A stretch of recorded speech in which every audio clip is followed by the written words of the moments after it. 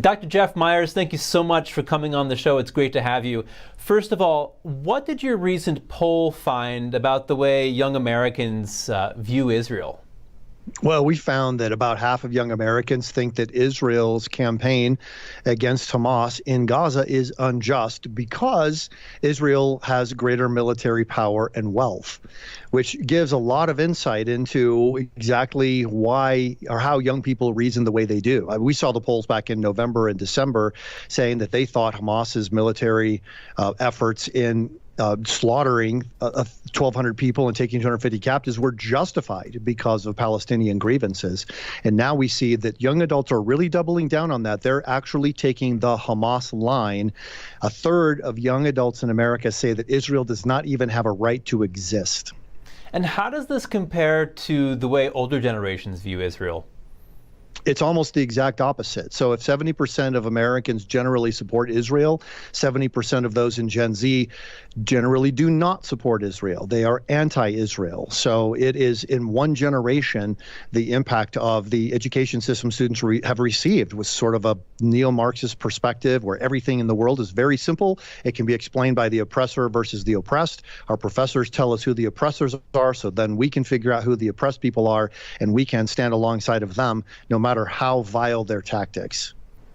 Okay, now you've said of your polling that it shows, quote, when presented with facts, a substantial percentage of Gen Z voters change their minds about their anti-Israel stance. I want to get into this just a bit, but first, what facts are you referring to here?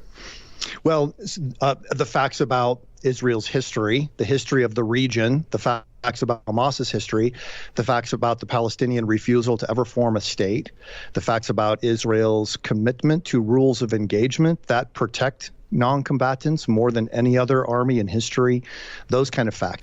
So, Dr. Myers, some of these facts were presented in this poll. That's an interesting way to do polling. We worked with the pollster Scott Rasmussen, who's very reputable, and we asked, can we present people with facts and see if it changes their minds? And he said, sure, let's try it. So we asked a question, do you believe that Israel's greater military power and wealth makes its cause unjust? And about half of young adults said yes. But then we asked this question, do you believe the fact that the top 600 Hamas leaders have all become millionaires and billionaires by skimming international aid designed for destitute Gazans makes their cause unjust? And within one question, the vast majority of them said yes, and those who had previously been anti-Israel were now cast into confusion and just said, well, I'm not sure any longer. So we need to break the narrative that everything in the world is super simple. It's just this simple narrative between the oppressors and the oppressed. Present facts to Gen Z, and they find that persuasive. Not all of them, of course, but if half of the ones who are anti-Israel change their minds with just the presentation of a fact, that gives us our responsibility. It's now up to us to make sure they get the facts. Okay, and what percentage of Gen Z voters change their mind when presented with these facts?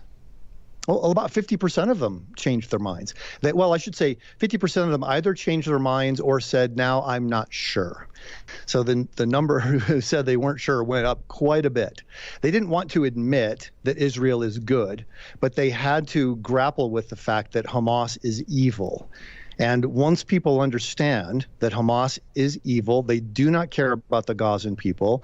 They do not care if the Gazan people get slaughtered. They only have one aim, and that is the annihilation of the state of Israel. And ultimately, they want to do that through the killing of Jews. They've specifically in their documents referenced the verses in the Quran that speak to that. All right, Dr. Jeff Myers, president of Summit Ministries, thank you so much for your time today. Thank you, Chris.